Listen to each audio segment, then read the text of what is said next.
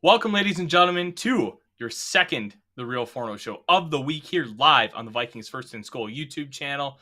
I'm your host, Tyler Forness. We're going to talk about a few things today.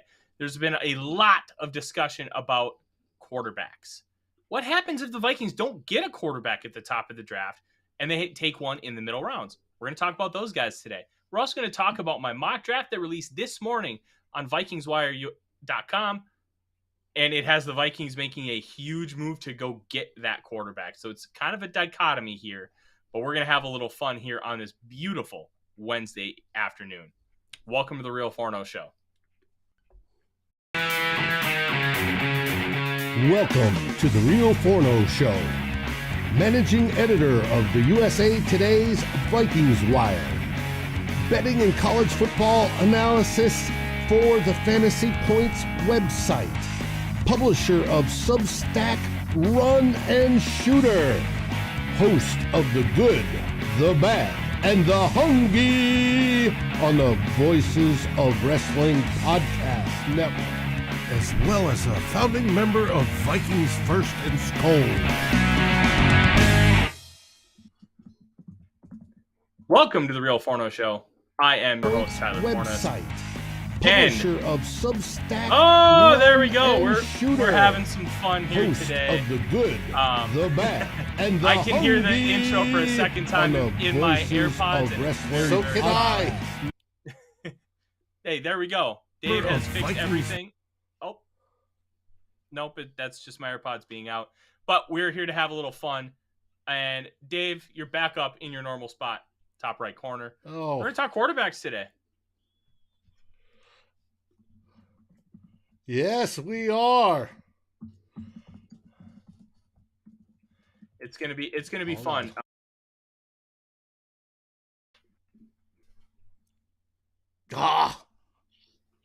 There. You know what? This is what happens now that we have 2 live shows a week. We were not prepared for that. I'm just kidding. We are prepared for that. We are going to have a fun time here today. And I think what's really cool about this, Dave, is the Vikings could very easily go get their quarterback of the future. And I think the NFL draft itself is all about hope, right? As we have Jason, Doug, Mary, and Anthony in the chat, welcome aboard, everybody. We're glad to have you here on this beautiful Wednesday. What's really fascinating is they could go a myriad of options. They could get a guy in the first round either by staying at 23 or trading up, or they could target a mid-round quarterback.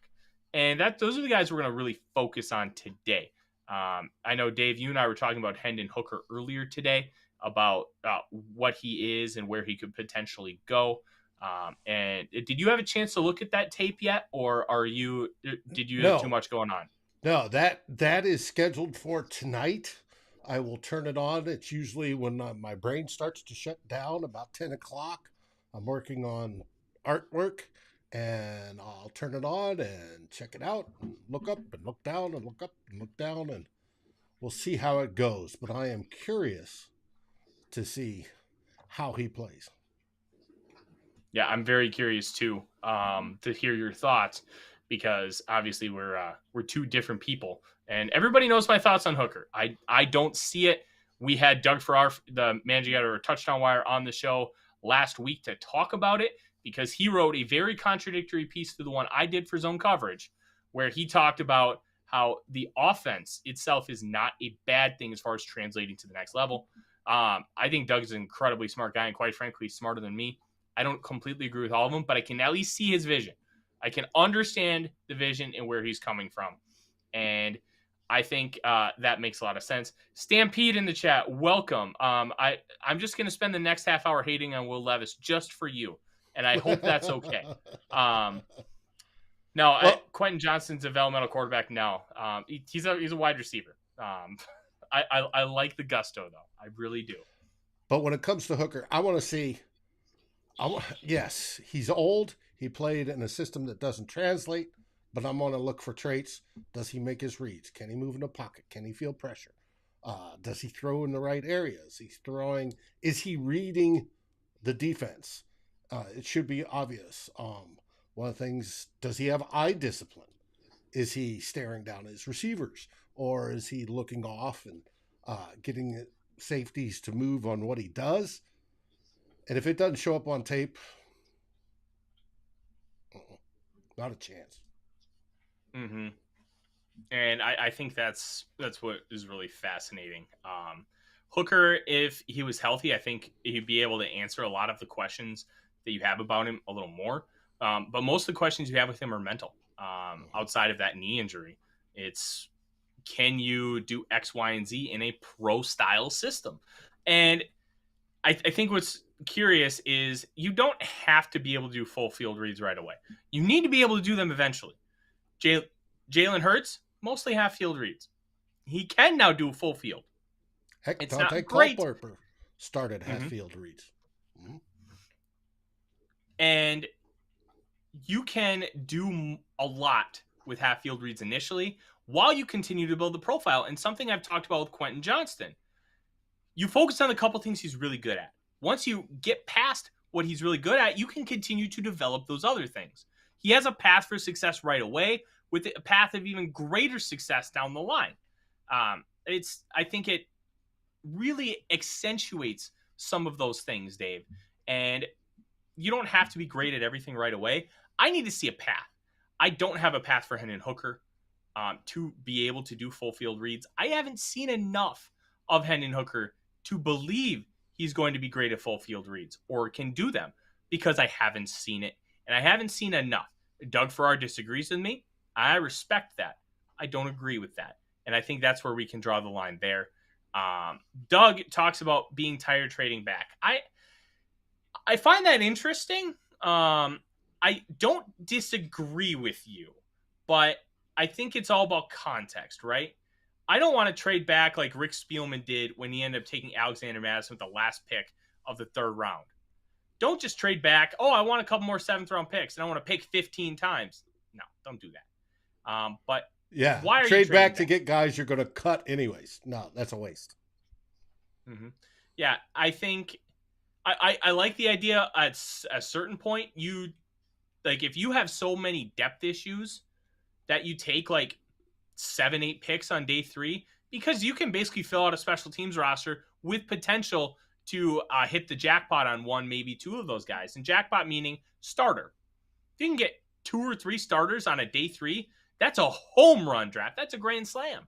And I think there's merit in doing that every once in a while, especially with how much turnover the Vikings had going from 2019 to 2020. Okay, once in a while, yeah. But then you need to start collecting some of your assets and then using them to move up for single players, because you don't have a lot of holes on your roster as far as I need to fill X, Y, and Z on my 53-man roster. So I think there's a way to balance it, Doug, and I don't think there's necessarily a surefire you have to do this instead of that. But I will say I like the idea a lot of trading back for a purpose, not just trading back to trade back. It all depends on what's available and what you're getting in return. So understand the sentiment, but let's see where it goes. Preparing for this show, I looked at Dane Brugler's draft guide. Oh, the beast. I love the beast. He has Hooker going in the 2nd round. Yeah, and I think, well, hold on. He has Hooker ranked as a 2nd round prospect? Graded or as a going 2nd round. Okay. Stampede, we're going to get to that. We're going to continue this conversation. I promise we will get there, okay? Yeah, I think a 2nd round grade is fair for Hooker. I gave him a high 3, and I have 4 quarterbacks with high 3rd round grades. And we're going to talk about all of them today. Which is more than I thought you would. And if the viewers are curious who those are, this is Tyler's grading chart. Just to let you know where he figures out where everybody is supposed to be. When he does his grading, he gives them points values for different categories and then adds them up and it drops them there. When it comes to his QB board of tape he's watched so far, we have this. CJ Stroud, number 1. Anthony Richardson, number 2. Bryce Young, 3rd. All with that mid to lower first round grades. Then comes Will Levis at 4. Hendon Hooker at 5. Jaren Hall, 6. Dorian Thompson-Robinson, 7. And Clayton Tuen at 8. We will be discussing tonight Hall, DTR, Clayton Tuen, plus a couple of others for your viewing and listening pleasure. Yeah, absolutely. So if you ever want to read any of my scouting reports, the easiest way to do that is to go to my Twitter profile, and my pinned tweet is my database, my Google Sheet. It's available for everybody to view. And you can just click it, and it'll show you how I have everybody ranked overall. It will show you how I have everybody ranked by position group, and it will be hyperlinked right to the scouting report of the player. So you'll be able to go check out everybody I've scouted so far. Currently, I'm working on Jaden Reed, the the wide receiver from Michigan State. I recommend that you go check out everything I've done. There's 60 so far. Not only am I watching all these players and doing all the work for Vikings Wire, and I've got even more cool stuff coming down the pipeline, both for Vikings First and SKOL and elsewhere. Dave, I'm going to let you pick, because we're going to talk about 5 quarterbacks tonight. I'm going to let you pick where we start. We are going to talk about Jaren Hall, Dorian Thompson-Robinson, Clayton Tuen, Tanner McKee, and Aidan O'Connell. And Anthony, I see you're asking me DTR over Stetson Bennett. I don't think Stetson Bennett's a quarterback at the next level. I think he's probably better off with a position change. He's a shockingly good athlete. I think he'd be a nice little slot receiver. I don't see it with Bennett. I really don't. He's the guy that you see on billboards in Athens, Georgia in 10 years, selling cars at a Chevy dealership and saying 2-time national champion Stetson Bennett. That's that guy. Well, you had Tanner McKee at the top of the list. Let's start with Tanner. Okay, so if you remember Davis Mills coming out a few years ago, he went 67th overall to the Houston Texans 2021. There are a lot of similarities between these two guys. And the lazy comp for Tanner McKee is Davis Mills. Tall, lanky, accurate, pocket passer specific. But he's really not anything more than that. He is a stand in the pocket guy. He can do a little bit with his legs. You don't want him doing things with his legs. You just don't. And there's nothing wrong with that, Dave. He is what he is. He's a fine pocket passer. I'll say this much. I don't think it's necessarily fair to him with his eval. Dave, his eval is hard because Stanford fucking sucks. They are atrocious. They're not just a bad with talent. Their scheme is so outdated. It does not use space well at all in terms of what college football is. College football, the hash marks are twice as wide. So you can use spacing to your advantage like crazy with consistency. Stanford doesn't do that. They want to run the ball down your throat, a lot of pro-style concepts. But even with pro-style concepts, you see teams like BYU. They use a lot of pro-style concepts with a lot of their spread stuff. But they space it out way better. And they take advantage of what you're given within the confines of college football. Stanford doesn't do that. Because the hashes are wider, you have a wide side of the field and a short side of the field. And you could use that wide side better to spread out coverages, create bigger holes to send receivers to. It is an advantage. Some players have a hard time adjusting to that when it comes on the offensive side or the defensive side, for that matter, when they hit the NFL and everything's compressed to the middle 10 yards.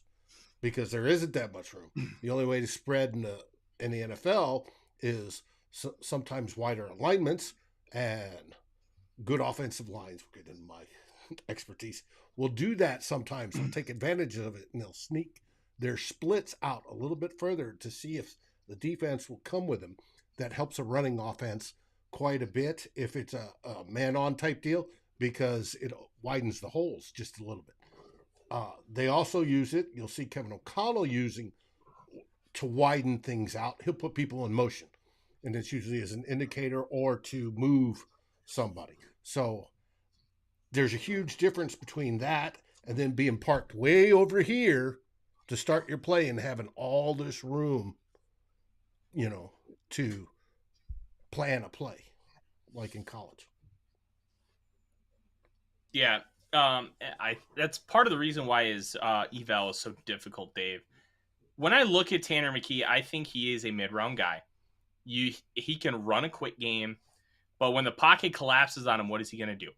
He's going to struggle. He's going to struggle quite a bit. And I think there is potential there. There's potential to grow, especially if you give him talent. If you give him talent, Dave, maybe there's something there. And that's the intrigue with Tanner McKee.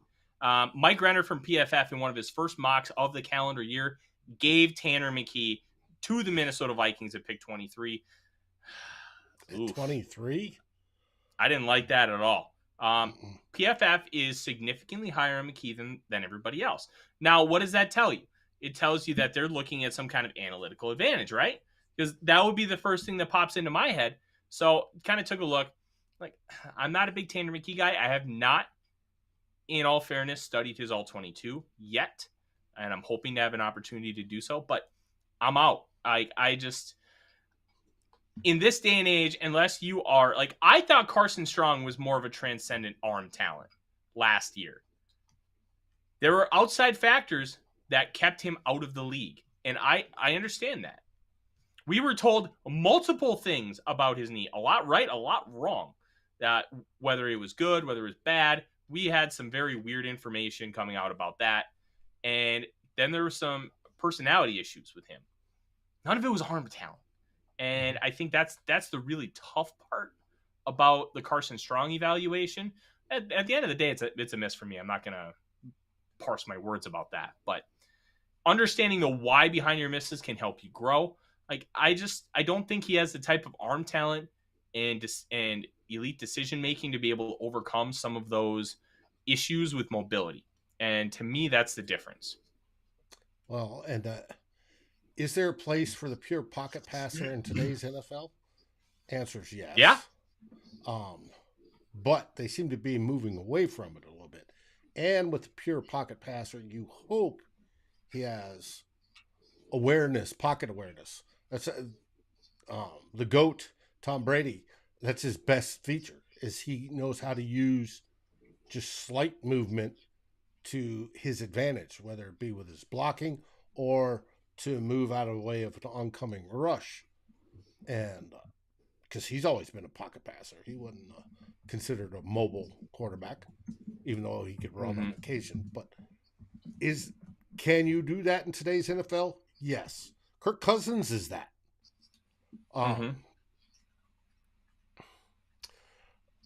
Brugler has him graded as a 5th rounder and comps him to Mike Glennon. I think Glennon is a good comp. I'm looking at a chat that I'm in, and they're mentioning a couple things about the show, and I mentioned, I love Christian Darrisaw throughout the draft, and like, you also love Carson Strong, so that evens out. I really thought you'd appreciate that.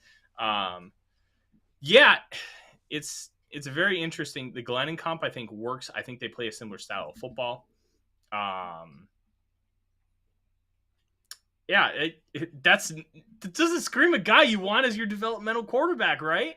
That's the guy you want playing before your developmental quarterback gets in. Mm-hmm. It can be a guy that turns in a nice career as a clipboard holder. But it's not the one that to me, from the stuff I've read, he's not the one that you want to go, hey, we're rolling that dice. Is he going to take that 10% chance that he develops into a competent starter someday? All the guys we're talking about today fall into that. There's one out of every decade, maybe 2 a decade, that can develop into something that's competent as a possible starter. And I'm not talking great. I'm talking competent. Get you a 500 type deal. We'll find out. Kirk Cousins fell in that category. Yeah, he really did. I'm fine taking him around 4, but I'm not going to expect him to, be anything more than that. And he'll be the third QB on a roster at this case, and just basically redshirting it, developing. That's the best you can hope for. Hopefully. Yeah, the best. The worst is Kirk Cousins gets hurt, and then Mullins gets hurt, and then oh shit. Yeah. We'll see. I think there are guys in this class that you can be excited about, Dave, when that potential happens. Let's extrapolate. Cousins hurt. Mullins hurt. Oh, that'll never happen. Happened to the 49ers. They lost 2 quarterbacks to broken ankles. It's a possibility, and you have to think that way. This isn't 1995 where you're going to have 3 quarterbacks. And that third guy could be a Matt Hasselbeck, a Mark Brunell, a Jay Fiedler, who ends up starting for another team for multiple seasons. The Vikings had Jay Fiedler. They had him in 98.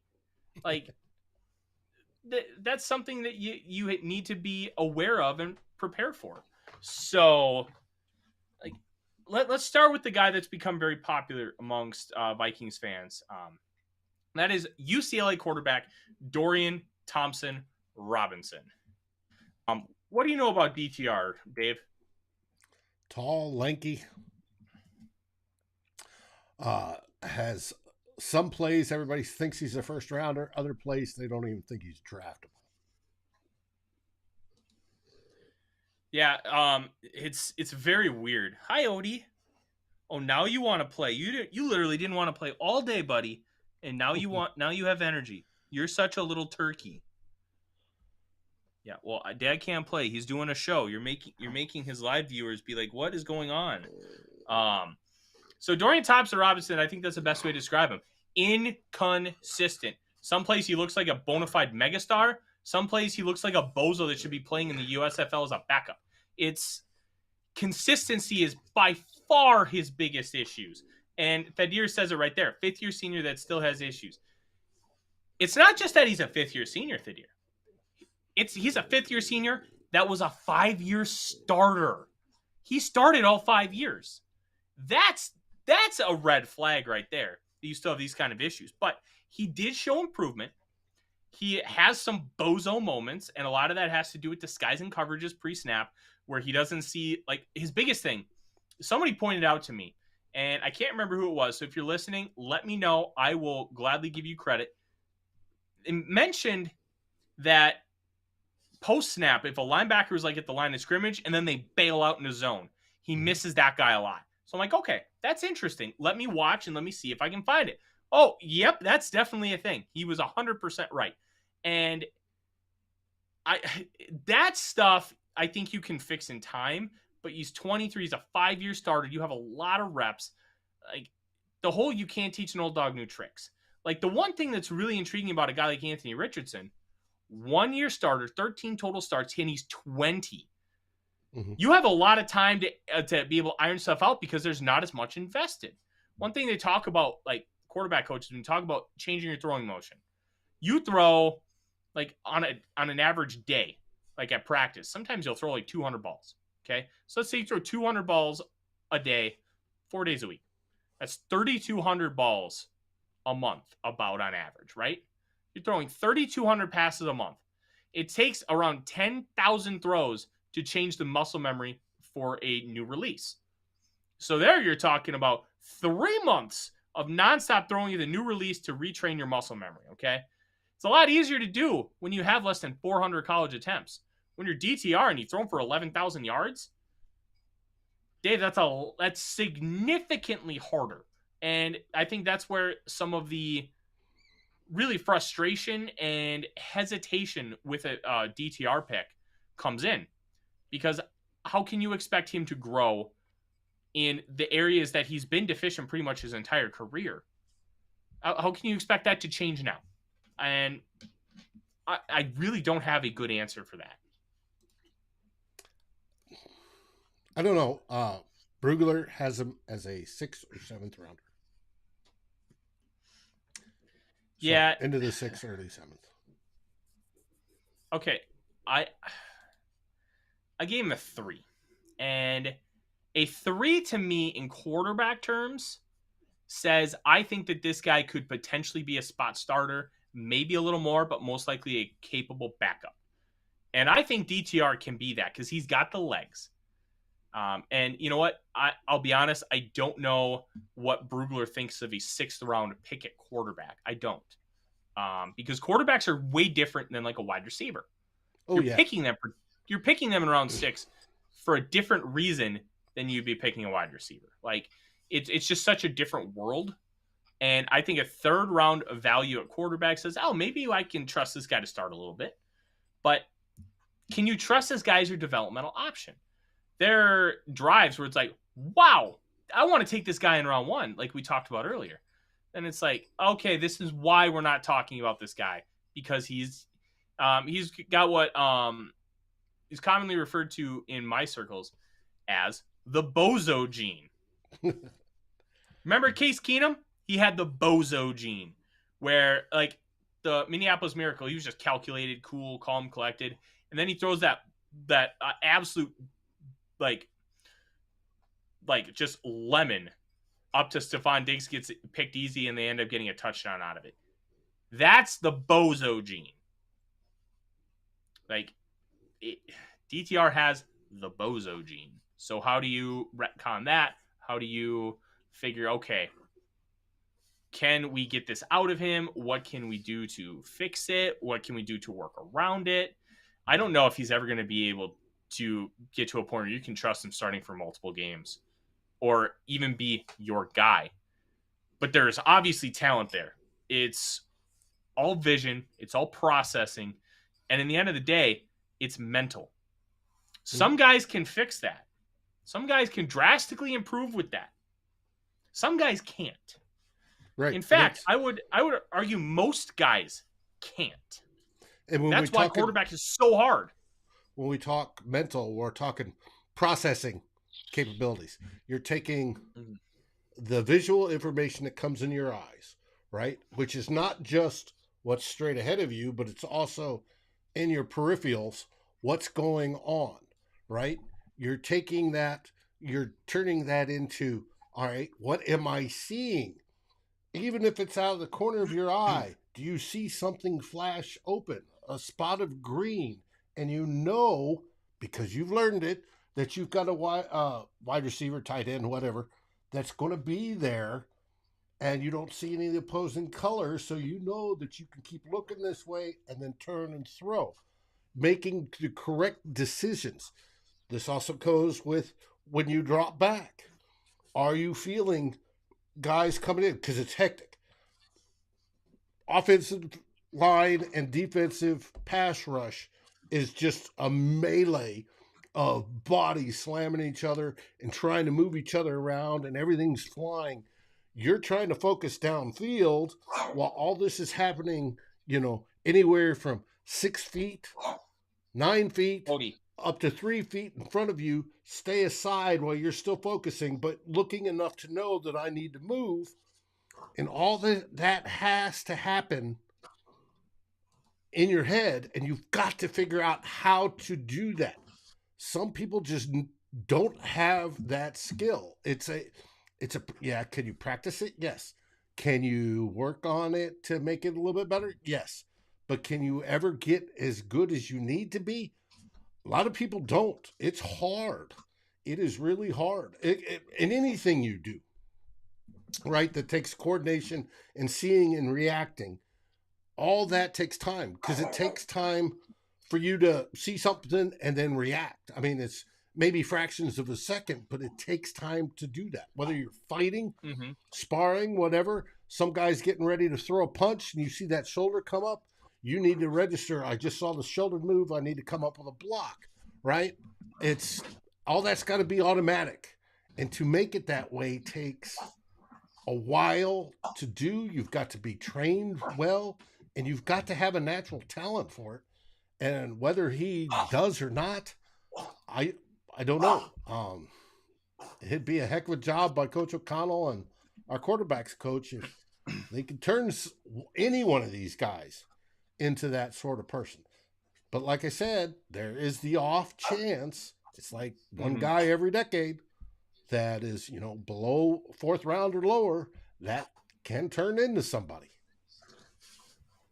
Yeah, I think so. And we'll see. It's so hard for me to believe that a guy and here's the tough part about this conversation, Dave. We talk about it being mental. This doesn't mean the quarterback isn't smart. Right. We're not talking about brain smarts. Yeah, there's a complete difference between being smart and seeing well. They're completely different things. And when we talk about the mental aspect of the quarterback game, it's about identifying. It's about memorization. That part is intelligence, but almost every quarterback can do the memorization thing. That's not an issue. It's about being able to translate what you have in your brain to what you see on the field and be able to react to it. It's a completely different level, and that's why quarterback is so freaking hard, and why there are only 10 quarterbacks that you desperately want your franchise to continue to re-sign year after year, and why we've been having the same conversation for 5 years. Do we need to move on from Kirk Cousins? That's the difference. I'm trying to remember. There was a story of somebody was evaluating a quarterback, and they brought him in, and they had him, they gave him a playbook, and then the next day they brought him in and said, do you remember the plays? And they gave him a series of plays, and he goes up and writes them on the board. Knew exactly where everything's going, right? Absolutely perfect. Knew all that stuff. Got it great, and they're thinking, wow, we got somebody here. And then they even asked him, hey, if you see this, and, and they place the defense, and only this guy comes down and this guy does this, what's your read? And he answers that correctly. But then they got him on the field, and then they tried to do it while he's actually moving and looking, and he couldn't process it like he could in a classroom experience, right? Against, writing it down on a blackboard or monitor or whatever it is now. And they couldn't do that. And it's frustrating because you think you got the guy because he's so knowledgeable, but it doesn't translate to his reaction time on the field. And it's unfortunately a miss. Now, a lot of those guys go on to become great coaches. Hopefully Kevin O'Connell may be one of those that falls into that. So it is what it is. We're getting weather reports from our viewers. It's cooler down here in Texas today. We got up to 75. Mary says she's got to 91, and Justin's at 89. Wow. We are at, I want to say the high was supposed to be 81 here in the Minnesota. It says it's 79 right now in Delano. Tomorrow is 83, Dave. It's going to be in the 80s this week. And then guess what? It's supposed to snow on Sunday with the high of 40. You can't make up this shit. You just can't.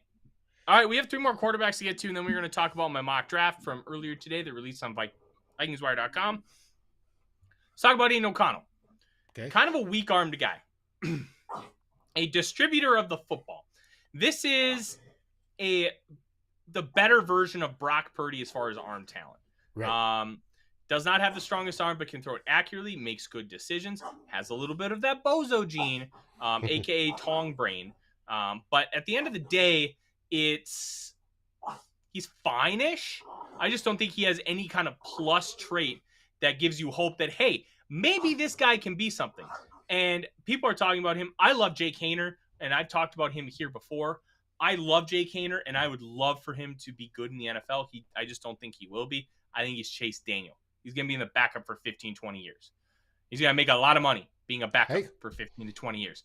Nothing wrong with being Alex It's a great Moran. job if you get it. Nothing wrong with being Alex Moran. Right up So on O'Connell isn't a quick twitch mover or thrower and is guilty of trying to get away with throws he knows he shouldn't make. There's your bozo gene. But he's still a strong-minded, accurate and touches on the ball at every level of the field.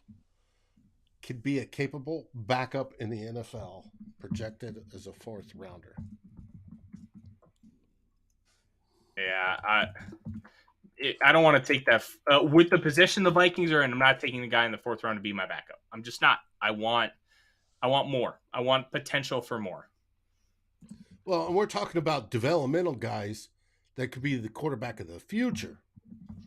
We're not talking about a guy that we're going to develop to be a clipboard holder. We have Mullins for that. We've got him cheap, right?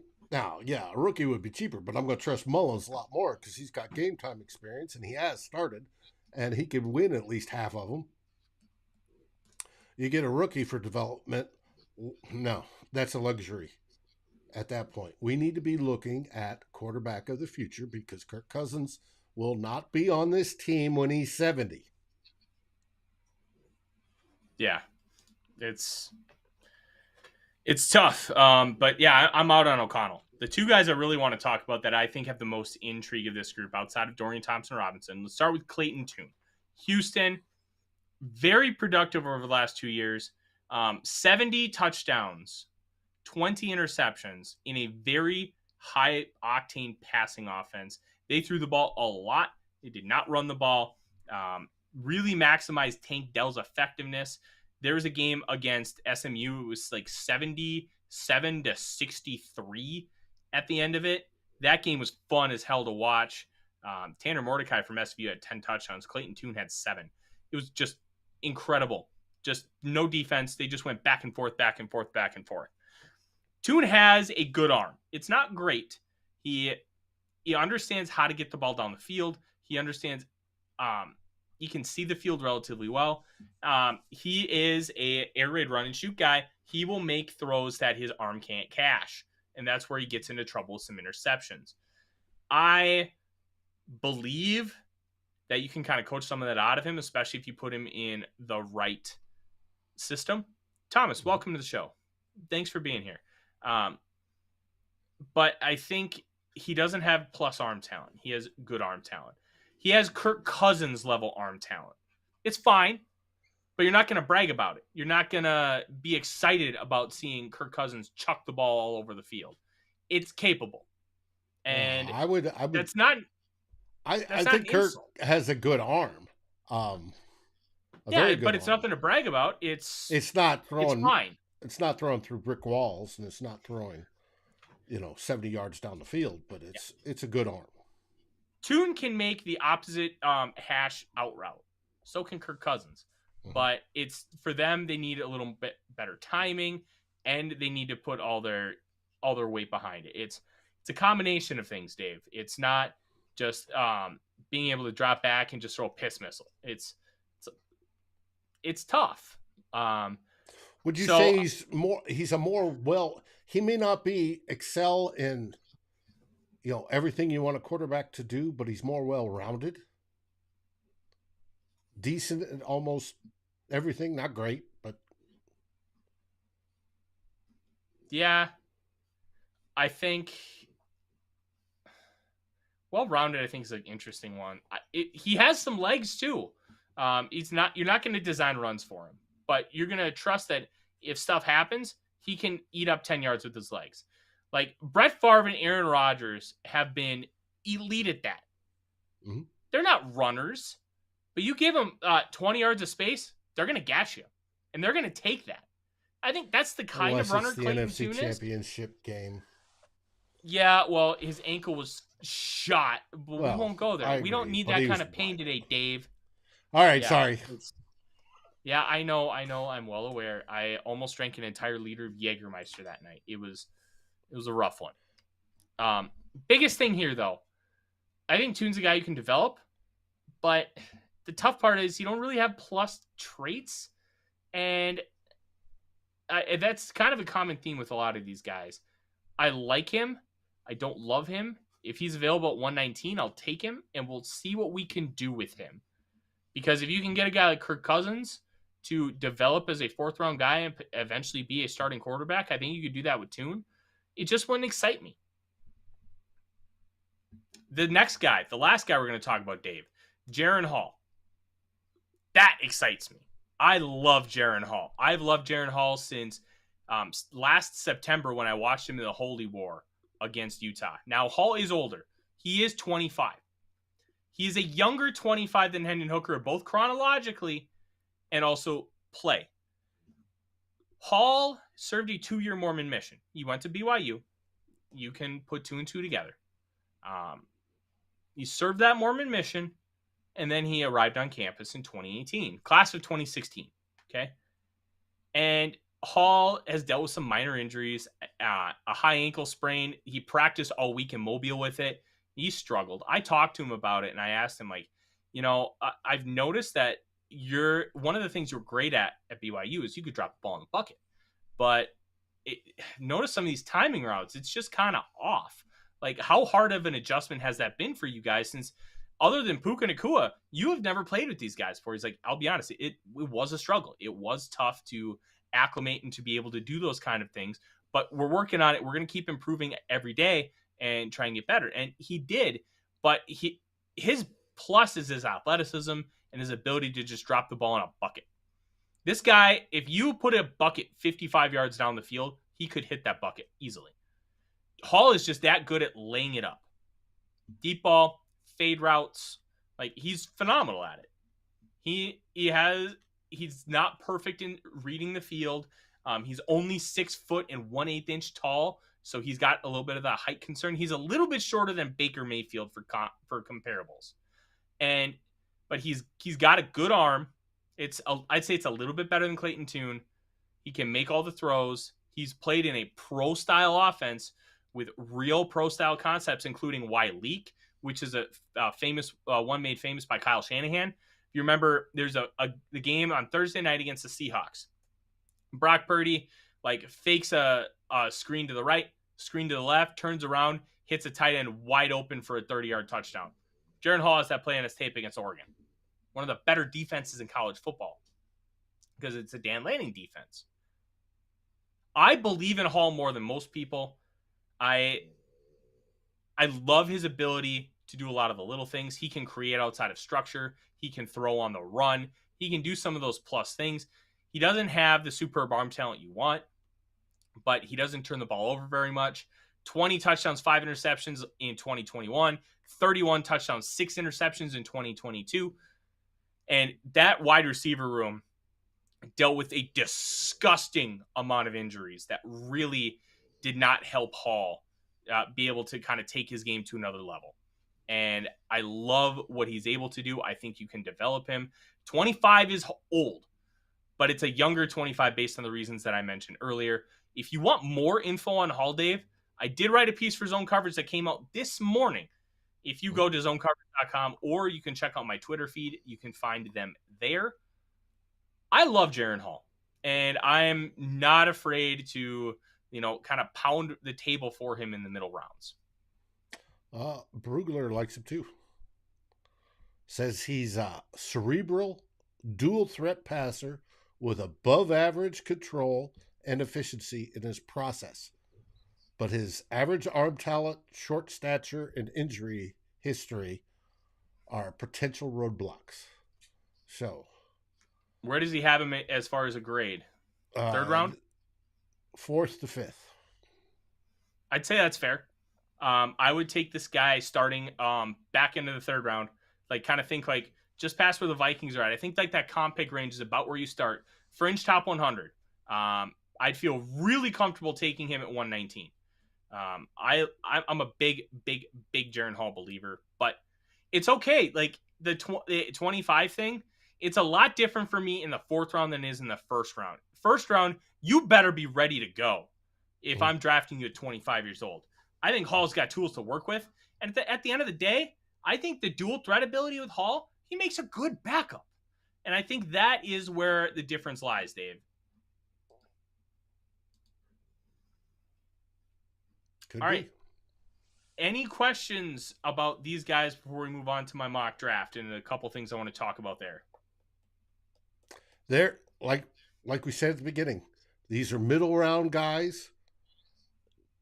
You're going to have to develop them into something, and you're going to have to hope they fall into that 10% range that can be competent. So whether we find our QB of the future in that spot, huge question mark.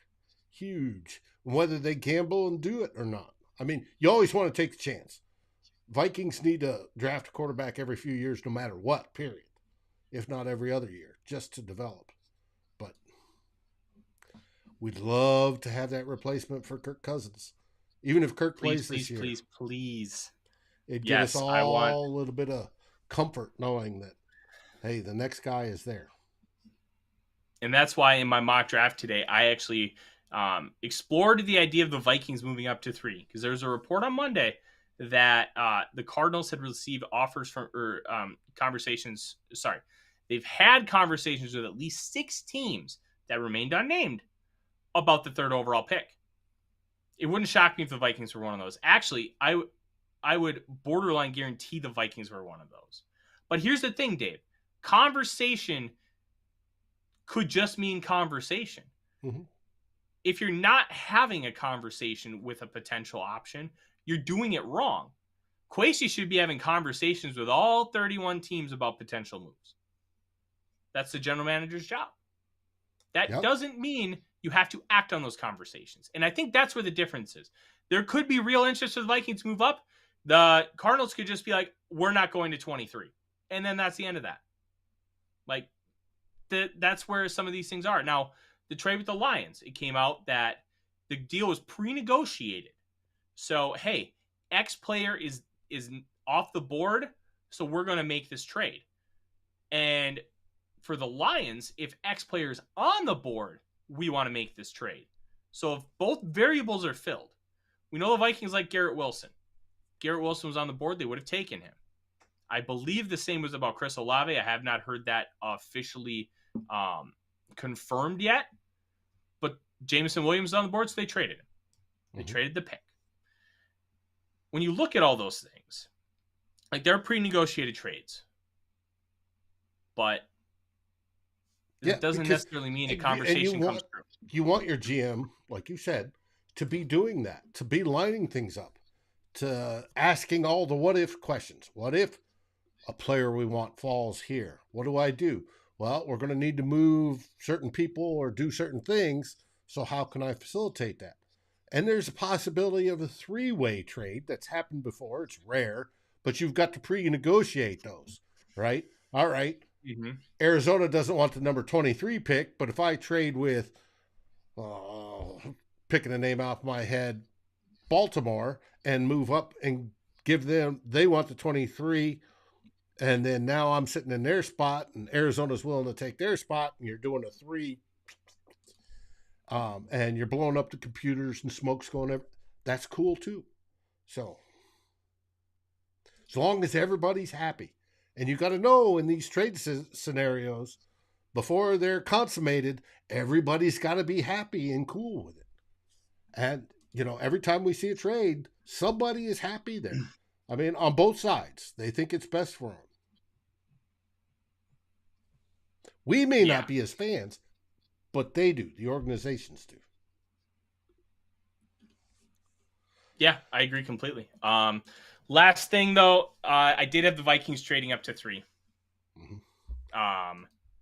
And they gave up their first-round pick this year, their first-round pick in 2024, their first-round pick in 2025, and Danielle Hunter. Now, let's have the conversation. That is a lot. It is a lot to go up that far. How are you going to pay for Danielle? Well, let's put it this way. I would project that I'm already projecting Zadarius Smith and Dalvin Cook are off this team. If it's trades, it's $20 million in cap relief. Not for Danielle. You can also no. By just trading Zadarius Smith and Dalvin Cook. $20 million in cap relief. No, those guys I get. Danielle Hunter is the problem. Danielle Hunter, No. if you trade him, Hold on. costs you more money. It all encompasses, right? So you're at about $1.5 million in cap space right now. You gain 20 by trading Zadarius Smith and Dalvin Cook. You lose about 6. So you're at about 14. The difference between pick 23 and pick 3 is going to be around $4 million. So now you have a surplus that you didn't have before of $10 million in cap space. So you're at about $11 million in cap space after all 4 of those moves. That's not bad. So I think that's kind of where the Danielle Hunter conversation comes into play. You're going to figure it out. If you're talking about this, you already have a plan. We're talking about it, but is the organization has to be talking about Danielle Hunter some way, some fashion, because there's no way he's playing on his $5 million. But the way the salary cap goes, if we trade him, we incur like $8 million more or whatever it is. It's going to cost us more to trade him. Either we're negotiating that with a team to take on some of that responsibilities, and teams can do that to offset things. If we traded Kirk Cousins, for example, he's going on a low cap year hit. It only costs the whatever team $10 million, I think it is. Mm-hmm. And then we suffer, an instant $48 million cap hit. We can negotiate that they pay part of that. Whether they do that or not, that pick for money type deal. It was Houston, I think, was the famous one to do that, and they traded with the Browns or vice versa, and they literally bought out a contract so they could. They purposely traded for cheap, but it was to keep, get rid of some of that cap. The gaining team was going to do that. You would have to do something like that with Danielle Hunter. His value to another team's obviously high, but every other team knows where he sits and knows what the Vikings have to do on it. Now, you talked about trading Z and Dalvin Cook. There's speculation that those trades are already made on paper, that they're already figured out. They're just waiting for things to happen in certain orders, and then they'll execute those. That's why we haven't heard squat from either, on either sides about it, whether the player or the team. They've gone, radio silent. And so it's anticipated that that's going to happen. I don't know about Danielle, but it would take quite a bit to get to that number 3 spot. Could it be done? Mm-hmm. It absolutely can be done, but And if Bryce Young is there at 3. Bryce Young, to me, is the least attractive of the top 3 quarterbacks. I'd rather have Stroud or Richardson. The kid from Ohio State.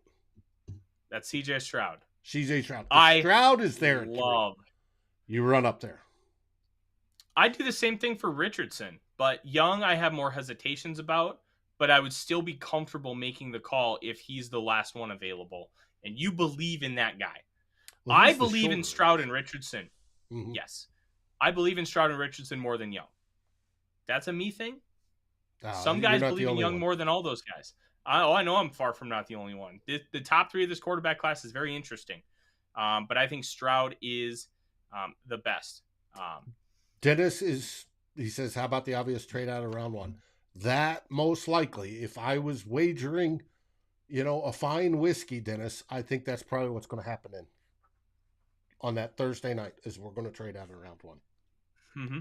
So grab a good beverage and enjoy the night's festivities, but don't be disappointed that the Vikings don't select. I suspect they'll trade down and gather picks. Yeah. But Dave, that's our show. This was fun. Just a heads up, we will be going live for the foreseeable future every Monday and Wednesday night on this YouTube channel, along with Two Old Bloggers on Saturday afternoons. So that is something that I want you to keep prepared for. Keep those notifications on. If you haven't already, please like and subscribe. And we're also going to be doing more on the podcast side. You're listening to that on podcast. Thank you very much. If you're listening on YouTube right now, please go search Vikings First and SKOL in your podcast aggregator. Click subscribe. We just dropped an episode this morning with JP Acosta of SB Nation talking defensive tackles. Tomorrow, we're going to be recording an episode with Vikings Wire's own Kevin Fielder talking about linebackers. There's going to be more. And I will say, because I was able to make it official, next Wednesday, the Film Room and Bootleg Football's Brett Coleman will be coming by to talk NFL draft with Dave and I. It is going to be a great time next Wednesday, and I am really looking forward to it. Brett is one of the smartest people out there in the media sphere when it comes to football and breaking down tape. This is going to be a great episode that you will not want to miss. Sounds awesome. Yes. Make sure you follow us on Twitter at Vikings First SKOL. Make sure you follow myself on Twitter at The Real Forno and Dave on Twitter at Luft_Krieger. We are excited to continue to bring you the best Vikings coverage in audio form and in written form. All the best is at VikingsWire.com. You're not going to find a more comprehensive draft coverage from any Viking-centric outlet or writer than you will at VikingsWire.com. In the meantime, for Dave, myself, SKOL Vikings. SKOL Vikings!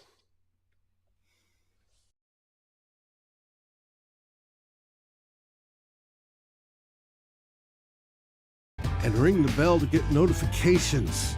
It helps us grow this community that we all love our Minnesota Vikings. And on behalf of Tyler Forness and myself, Dave Stefano, thank you so dearly for watching The Real Forno Show. SKOL, everyone!